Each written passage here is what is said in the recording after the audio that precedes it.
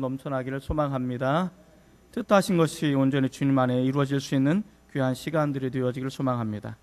특별히 예배를 통해서 말씀을 통해서 하나님을 경험하고 만날 수 있는 귀한 은혜 시간이 저와 여러분 가운데 온전히 임하기를 주의 이름으로 축복을 드립니다. 그런 의미에서 옆에 사람과 앞뒤 사람을 인사합시다. 은혜 받으십시다.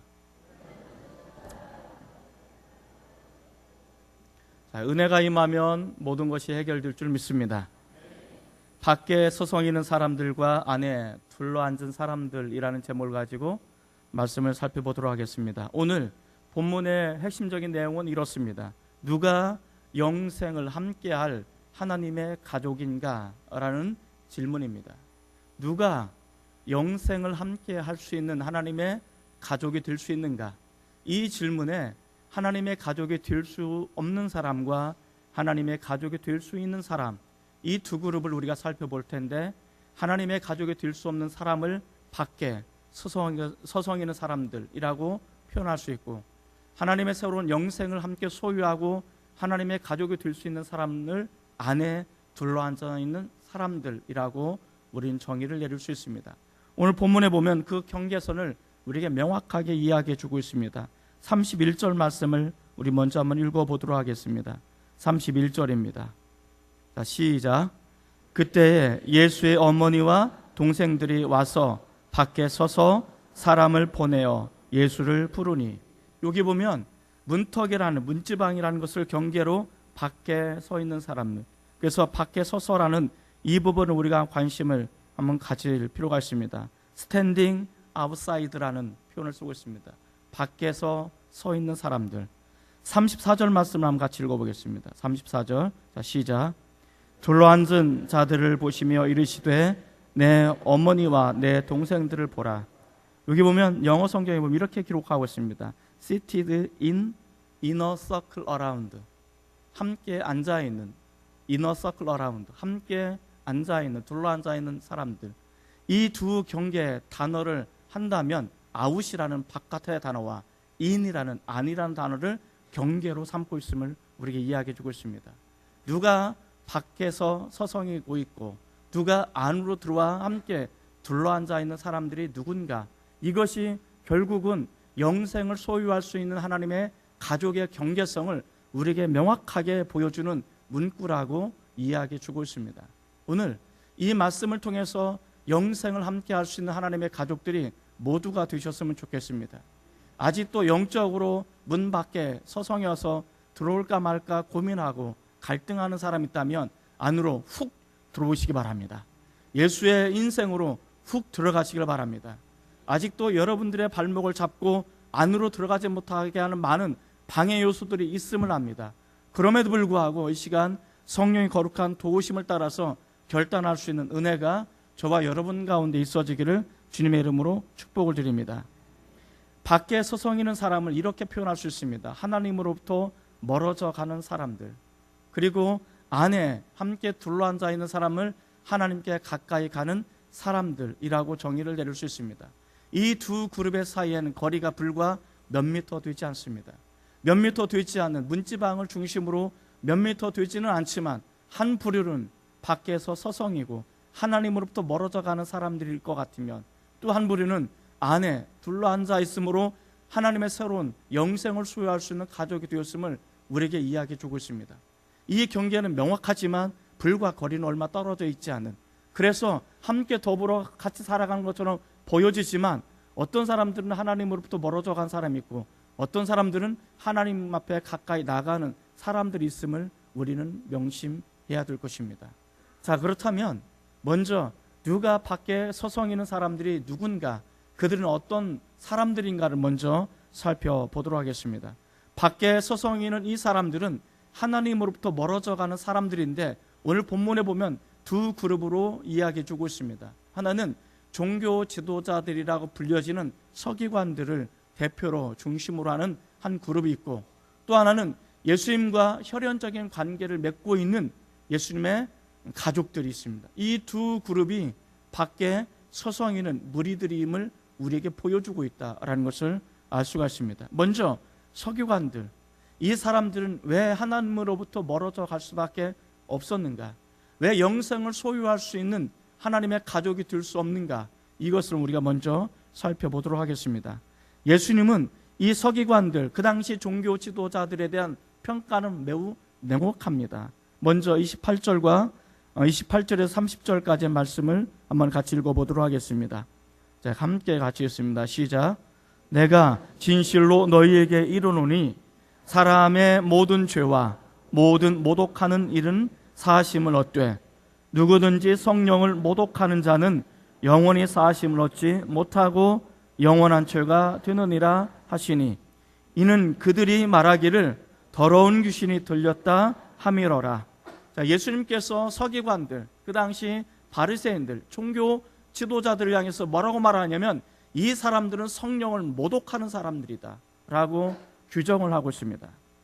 예수님께서 이렇게 설명하고 있습니다. 세상의 모든 죄는 사하심을 받을 수 있다. 세상의 모든 모독하는 말들은 용서를 받을 수 있다. 그러나 오직 성령을 모독하는, 성령을 회방하는 죄는 사하심을 받지 못하고 영원한 죄가 되어서 영원한 멸망에 이르게 될 것이다 라고 규정하고 있습니다. 그들이 누군가? 그들이 바로 서기관들이라고 이야기해 주고 있습니다. 자, 그러면 성령을 모독하는 그 죄는 무엇일까? 하나님으로부터 사하심을 받지 못하는 그 죄는 무엇일까? 이 30절에 보면 그들이 말하기를 예수는 더러운 귀신이 들렸다라고 소문을 내기 시작했습니다. 예수님의 사역을 방해하고 예수님을 통해서 하나님의 나라가 이 땅에 펼쳐지는 것을 방해하고 비판하고 조롱하는, 이것이 바로 하나님의 나라를 모독하는, 또 성령을 회방하고 성령을 모독하는 죄가 된다라고 이야기해 주고 있습니다. 예수님께서 병을 고치십니다. 더러운 귀신을 쫓아냅니다. 이 종교 지도자들은 그 당시 막강한 권력을 가지고 있었습니다. 막강한 권위를 가지고 있었습니다. 이 막강한 권위와 권력을 가지고 예수를 비방하고 예수를 조롱하고 예수를 탄압하기 시작합니다.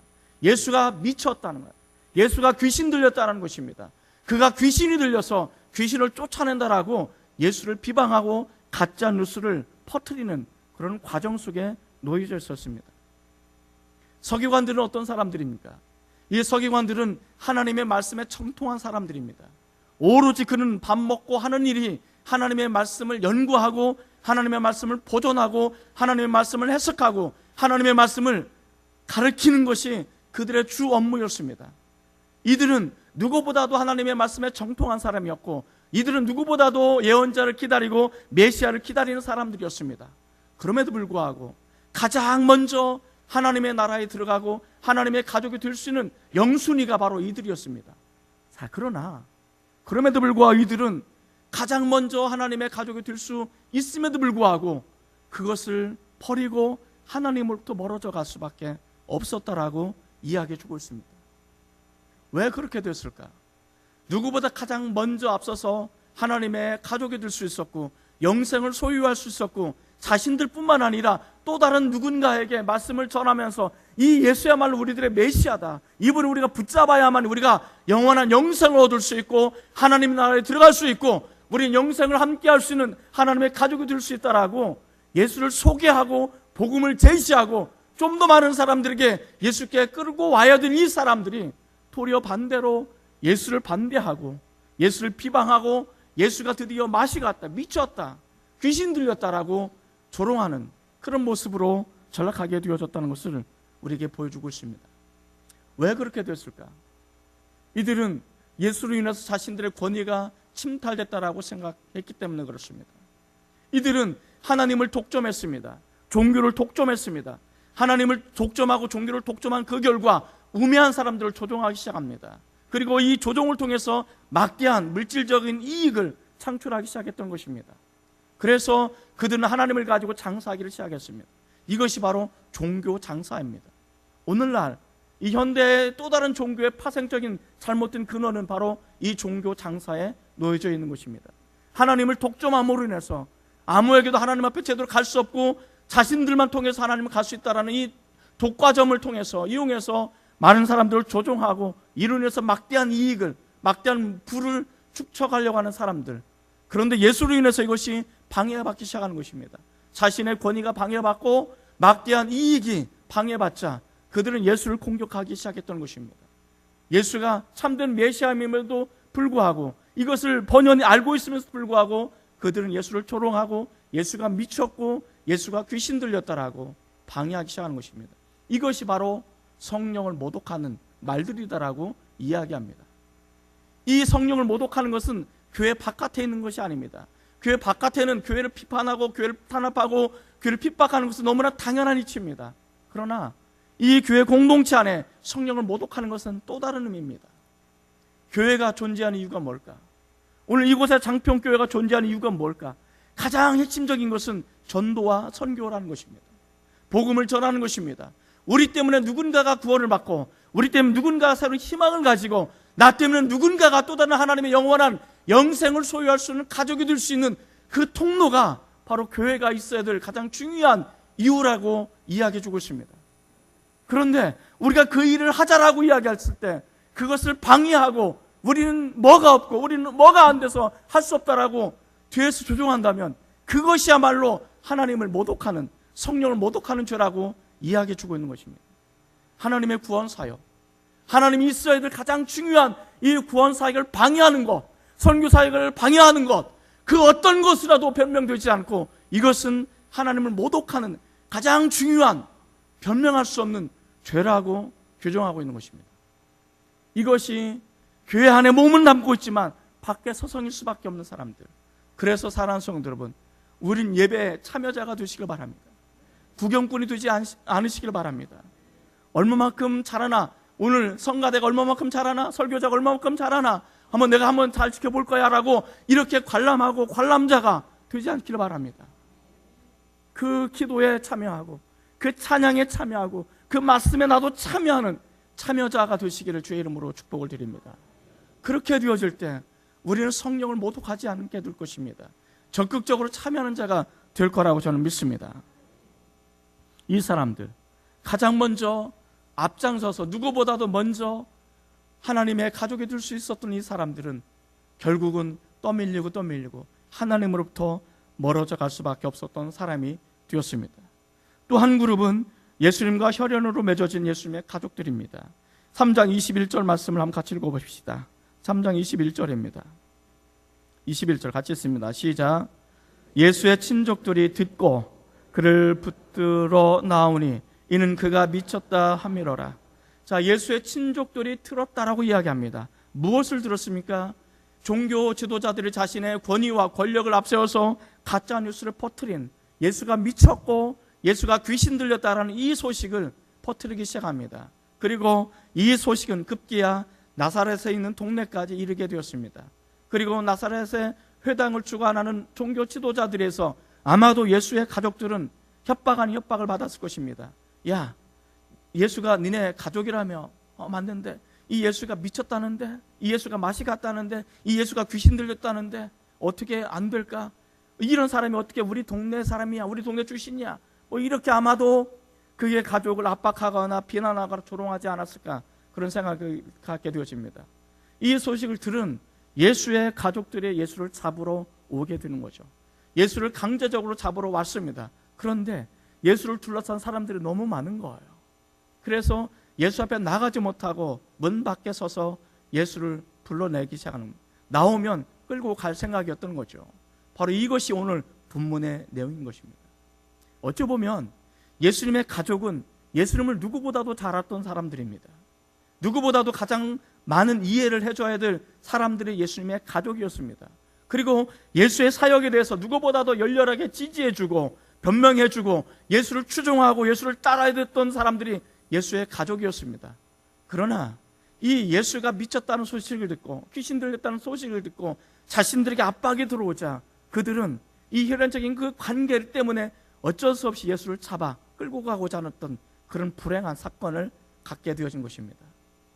누구보다도 이들도, 예수의 가족도 누구보다도 예수님을 잘 알았더라면 그들은 다른 사람들보다 먼저 영생을 소유할 수 있는 하나님의 가족이 될 수 있는 가장 우선순위에 놓여졌던 이 사람들이었습니다. 그러나 이 사람들은 문 밖에 서성했을 뿐이지 문 안으로 들어올 수 없는 그런 사람들, 급기야는 하나님으로부터 멀어져가는 사람들이 될 수밖에 없었다는 것을 우리에게 이야기해 주고 있습니다. 여러분, 우리가 인간적인 어떤 관계로 인해서 때로 내가 손해보는 어떤 그것으로 인해서, 혹여 이런 소문들로 인해서 우리가 예수 앞에 나가지 못하도록 방해하는 것들이 있다면 기도하십시오. 그리고 그것을 뚫고 나가시기를 바랍니다. 이 하나님도 멀어져 갔던 이 사람들을 통해서 우리는 교훈을 받아야 되는 그런 은혜가 넘쳐나기를 소망합니다. 자, 그렇다면 안에 함께 둘러앉아 있는 이 사람들, 좀 더 하나님께 가까이 나아가서 영생을 함께 소유할 수 있는 새로운 가족이 누군가? 이 사람들은 어떤 사람들인가? 첫째로 이 사람들은 다시 말씀 앞에 서는 사람들이라는 것을 보여주고 있습니다. 따라해 볼까요? 다시 말씀 앞에 서는 사람들입니다. 옆에 사람 한번 인사합시다. 우리 다시 말씀 앞에 섭시다. 자, 3장 20절 한번 보겠습니다. 3장 20절. 3장 20절입니다. 자, 시작. 집에 들어가시니 무리가 다시 모임으로 식사할 겨를도 없는지라. 야, 어떤 단어가 제일 중요할까요? 다시. 거기다가 밑줄을 긋거나 동그라미 하십시오. 이 다시에는 세 가지 의미가 담겨져 있습니다. 다시는, 이 다시라는 속에는, 다시라는 것은 이미 전에도 예수님을 경험했던 사람들이 다시 예수님을 만나고자 하는 그런 의미가 담겨져 있는 거죠. 다시라는 것은 이미 예수님을 경험했거나 예수님의 말씀을 들었던 사람들이 예수가 그 집에 들어가자 다시 예수 앞에 나가기 위해서, 다시 예수의 말씀을 듣기 위해서 이런 뜻이 이 안에 담겨져 있는 거죠. 그래서 이 다시란에는 간절함이 담겨져 있습니다. 이 무리들이 예수의 말씀을 간절히 받고자 하는 그 마음이 이 안에 담겨져 있더라는 것을 이야기해 주고 있습니다. 전에 내가 예수를 경험했는데, 전에 내가 예수의 말씀을 들었는데 너무 좋은 거예요. 이것이야말로 진짜 아닌가라고 생각되는 거예요. 그러자 예수가 다시 나타나자 그들은 다시 예수 앞에 서기 위해서, 말씀을 듣기 위해서, 말씀 앞에 서기 위해서 그들은 간절한 마음을 가지고 다시 예수 앞으로 나가기 시작했던 것입니다. 자, 그러나 우리가 여기서 간과하지 말아야 될 것이 있습니다. 무엇입니까? 예수의 친족들, 예수의 가족들이 무엇을 들었습니까? 예수가 미쳤다라는 소식을 들었습니다. 자, 그렇다면 다시 말씀 앞에 서는 사람들, 다시 예수 앞에 서는 이 사람들은 예수가 미쳤다, 예수가 귀신 들렸다, 예수가 마시 같다, 예수가 이단의 괴수다, 이런 이야기를 들었을까요? 못 들었을까요? 들었을까요? 못 들었을까요? 들었겠죠. 듣고도 남았겠죠. 예수가 이단이래, 예수가 귀신 들렸대, 예수가 드디어 미쳤대, 이런 소식을 다시 나가고자 하는 사람들도 충분히 들었을 거란 얘기예요.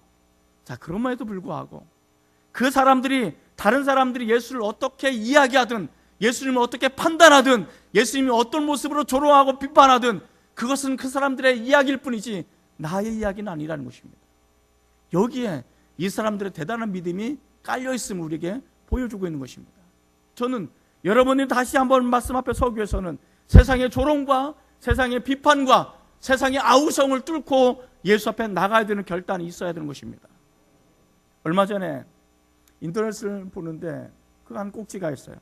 교회 이런 거 있으면 눈에 금방 띄는 거야, 이게. 목사들은 또 그런 거에 관심이 많잖아요. 서울의 강남의 큰 교회가 차명교자를 400개나 만들어서 이게 했다라는 얘기를 들었습니다. 돈이 얼마나 차고 넘쳤으면 400개의 차명교자를 만들어서 했을까? 참, 어떻게 해야 될지 모르겠어요. 그런 이야기를 들으면 다시 안 봐도 뻔하죠. 이런 이야기만 들리는 게 아니에요. 교단 내에서도 고소 고발 건이 많고 얘기를 들으면 제 개인적인 솔직한 심정은 그런 이야기를 들어요. 그 사람들 천국에 갈 수 있을까? 못 갈 것 같아요. 하나님의 가족이 될 수 있을까? 못 될 것 같아요. 예수를 팔아서 장사하는 것은 아닐까? 아모스가 그 당시 종교 지도자들을 위해서 그렇게 이야기합니다. 하나님께서 주신 그 거룩한 직임을 밥버릇으로 밥 벌어먹는 도구로 전락시켰다라는 비난을 갖게 됩니다. 대학 때 그 말씀을 묵상할 때 얼마나 가슴이 아팠는지, 지금도 20-30년이 지났음에도 불구하고 아직도 그 부분이 나를 괴롭히는 말씀 구절의 한 구절입니다만은 어쨌든 그런 이야기를 들을 때 교회는 다 그래. 예수 믿는 것들은 다 그래. 거기 가서 뭐가 좋은 게 있다고 꾸역꾸역 뭐 일요일마다 그렇게 뭐 교회 가나 몰라. 이런 비판들. 거기 안 믿는 남편들로 인해서 뭐 교회가 다 그런데 뭐하러 교회 가지 마. 라는 어떤 그러한 조롱과 비난. 왜 없겠어요? 그래서 세상 한복판에 나 예수 믿어! 라고 말하기가 쪽팔릴 만큼 그러한 시대가 오늘 우리들이 살아가고 있는 그 시대가 아닌가 생각이 됩니다. 그럼에도 불구하고 나의 개인적인 쪽팔림에도 불구하고 나는 그래도 예수를 믿고 나는 그래도 교회 가야 되고 나는 그래도 예수가 필요해 라고 그 수많은 조롱과 비웃음과 비판 속에서도 불구하고 다시 예수 앞에 서는 사람들, 저는 그런 사람들이 됐으면 좋겠습니다. 그런 사람들이 많으면 많을수록 이상한 사람들이 점점 적어질 거라고 저는 생각합니다. 이 사람들, 다시 말씀 앞에 서는 이 사람들은 예수가 누군지, 이 종교 지도자들, 권위 있는 사람들로부터 예수가 어떻게 비판을 받고 있는지를 충분히 알았습니다. 그럼에도 불구하고 그들은 그 자리에 나갔다는 것입니다. 저는 이것이 굉장히 중요한 것입니다. 오늘 2부 예배 나오신 여러분들은 칭찬받아 마땅합니다. 믿으십니까? 얼마나 이 사회가 우리 교회를 바라볼 때 이상한 시선으로 바라보는지, 그럼에도 불구하고 여러분들이 결단을 가지고 나왔다는 것 자체가 얼마나 놀라운지, 여러분들은 정말 하나님부터 복을 받아 마땅하신 분들입니다. 그리고 여러분들이 자와서 제 설교를 들어주는 것만이 얼마나 감사한지 모릅니다. 비록 여러분들이 간혹 주무시다 할지라도 그럼에도 불구하고 저 개인적으로 저는 감사합니다. 얼마나 감사한지 몰라요. 우리가 하나님 앞에 나온다는 것이 얼마나 놀라운지 몰라요. 계속 나가시길 바랍니다. 이 다시라는 것은 또 다른 의미가 있습니다. 이 무리들은 하루 벌어 하루 먹고 사는 사람들입니다. 다시 말해서 이 사람들은 철저하게 가난한 사람들입니다. 이들이 예수 앞에 다시 나가기 위해서는 하루의 생업을 포기해야만 하는 것입니다.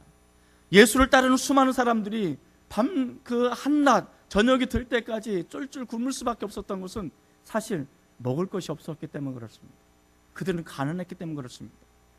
이들은 하루 벌어서 하루 가족을 부양해야 될 그런 사람들입니다. 그럼에도 불구하고 이들이 벌지 않으면 그날 굶어야 됩니다. 그 다음날도 굶어야 될지 모릅니다. 자신만 고통당하는 것이 아니라 자기의 가족도 자신이 포기함으로 인해서 고통당할 수밖에 없는 것입니다. 그럼에도 불구하고 기꺼이 그 고통과 희생을 감내하면서도 나는 그래도 예수가 필요해라고 생각했던 사람들이 이 사람들입니다. 생각해 보십시오.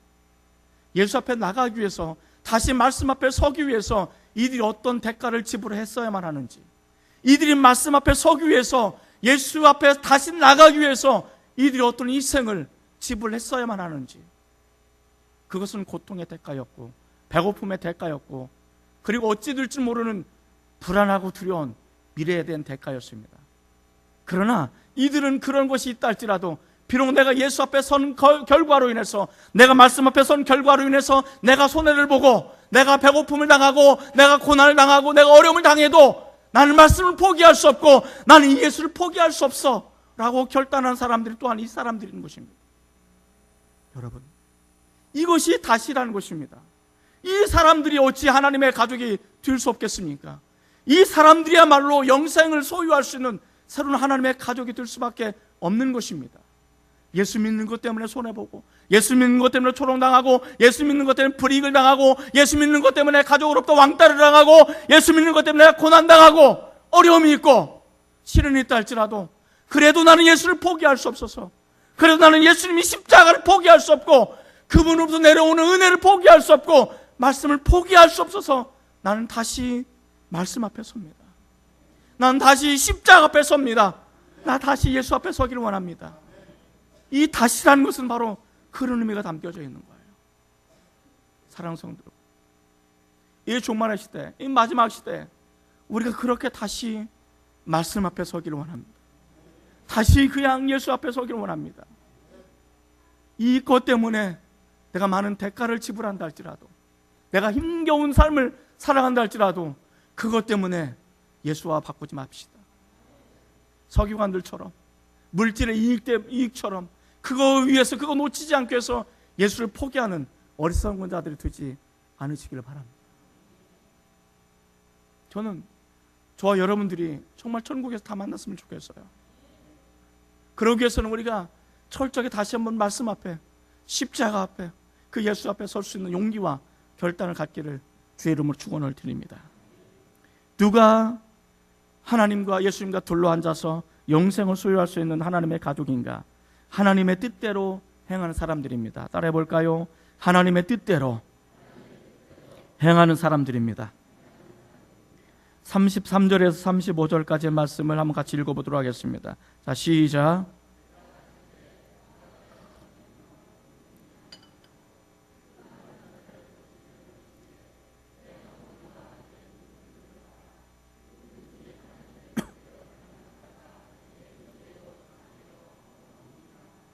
여기 보면 둘러앉은 사람들 향해서 이렇게 이야기합니다. 이 사람들이야말로 나의 형제고 나의 가족이다. 이 사람들이야말로 하나님의 뜻대로 행하는 사람들이다. 이 사람들이 바로 나의 어머니고 나의 형제고 나의 자매다. 영어 성경으로 보면 참 My mother, my brother, my sister. 당신은 나의 형제입니다. 당신은 나의 형제입니다. 예수님께서 나를 향해서 뭐라고 말씀하시냐면 당신이야말로 나의 형제입니다. 누가요? 예수와 함께 둘러앉아 있고 하나님의 뜻대로 행하는 그 사람. 그러면 하나님의 뜻대로 행한다는 이 말이 무슨 말인가? 나는 별로 한 것도 없는데, 나는 그렇게 능력이 없는데 내가 어떻게 하나님의 뜻대로 살 수 있는가? 내가 아무리 부단히 노력해도 되지 않는데 하나님의 뜻대로 산다는 것은 그런 의미가 아닙니다. 하나님의 뜻대로 산다는 것은 이런 의미가 담겨져 있습니다. 내가 예수를 나의 구원자로, 예수를 나의 주님으로 모셔드리는 그 사람, 그리고 예수가 가지고 있는 그 꿈, 예수님이 꿈꾸셨던 그 비전과 꿈을 함께 꾸고 그 꿈에 동의하고 그 꿈에 참여하고자 하는 그 사람, 이 사람이 바로 하나님의 뜻대로 행하는 사람이라고 이야기해 주고 있습니다. 예수님께서 오셔서 하나님의 나라를 설파하셨습니다. 회개하라, 하나님의 나라가 가까이 왔다. 하나님의 나라가 너희 안에 있다. 그리고 이 하나님의 나라를 경험한 사람들은 오고 있는 대망의 하나님 나라를 기대할 수 있다라고 이야기해 주고 있는 것입니다. 이 하나님의 나라, 이것이 예수의 꿈이었고 이것이 예수님을 사로잡았던 간절한 소망이고 비전이었던 것입니다. 이 예수 앞에 선 이 사람들은 말씀을 통해서 예수님이 꿈꾸시는 것이 어떤 세상인지, 어떤 놀라운 은혜가 있는 곳인지 그것을 알기 시작했습니다. 그리고 나는 부족하고 나는 하루 벌어 하루 먹고 살 수밖에 없는 그런 무지렁이지만 그럼에도 불구하고 그 예수님과 내가 함께 참여하고 그 예수와 함께 내가 동행하고 그 예수님을 위해서 내 삶을 기꺼이 내어드릴 수 있는 것, 이것이야말로 하나님의 뜻대로 행하는 사람들이라고 예수님께서는 말씀하고 계시는 것입니다. 저는 저와 여러분들이 예수님의 꿈을 꾸고 예수님의 꿈을 이루어가는 사람들이 되었으면 좋겠습니다. 예수님을 통해서 이 땅에 펼쳐질 이 구원의 사역, 하나님의 거룩한 나라에 적극적으로 참여하시는, 그래서 그것이 하나님의 뜻임을 깨닫고 기꺼이 내 삶을 동의하고 내 삶을 그분 앞에 내어놓을 수 있는 그런 거룩한 용기와 결단이 저와 여러분 가운데 있어지기를 소망합니다.